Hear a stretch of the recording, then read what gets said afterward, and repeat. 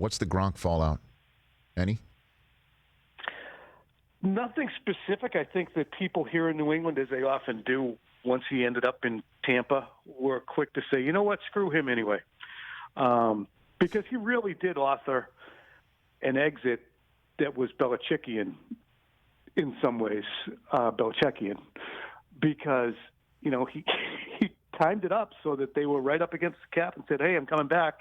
You can either trade me to this one team or I'll come back to your team. You know, so it was he really backed them into a corner on retiring. So no team was going to trade for him knowing that he wouldn't report to them. The Patriots couldn't cut him because then he would have gotten what he wanted and they would have gotten no compensation. And they couldn't have called his bluff and, you know, had him rostered because then they would have been over the cap.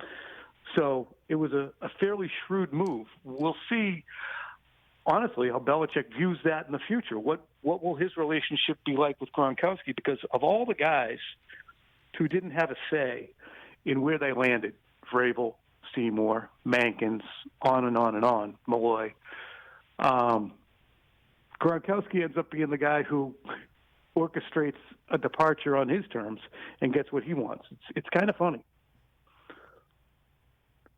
So, how much of it's Gronk and how much is it his agent saying, let me handle this? Is Gronk really playing three-dimensional chess?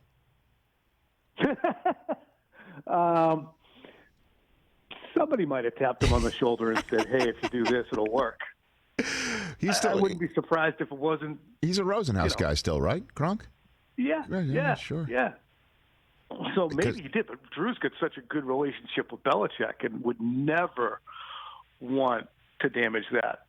I think that. Well, I mean, he would have to call Bill up and smooth that over because, I mean, if this is, you know, the way that you have you've put it out there, it sure seems like.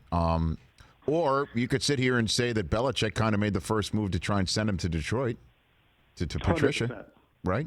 100%. But you could also say, hey, it wasn't me. It was Gordy Gronkowski. The guy's got 5 kids who played in the NFL. Right. He knows the landscape. He figured it out on his own. What am I supposed to do? Hey, he's only doing what he. Hey, look, this is a business, man. When it all comes down to it, 100%. you know it. You know it. I know it. It's all about a business, and we love talking about loyalty for a reason.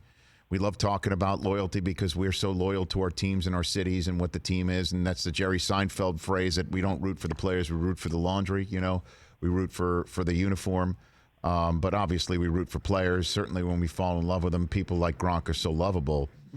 But when it comes down to it, you just mentioned all the history of some of these great people who you say will get the red jacket to get in the Patriots Hall of Fame before Parcells, and for good reason. Who they are and what they've done to the team. Many of them wound up somewhere else and a couple years before their end of their so-called usefulness. And it's, you know, that's just the nature of the business. It's the nature of the beast. We're seeing it right now in Green Bay a little bit, in a way, right? 100%. And they're all self-employed contractors. They're all their own little industries, really.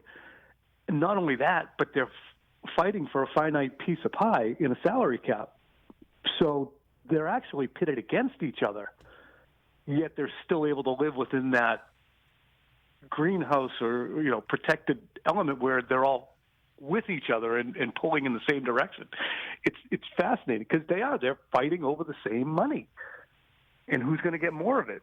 So professional sports in a salary cap era is really, it shouldn't work, but it does.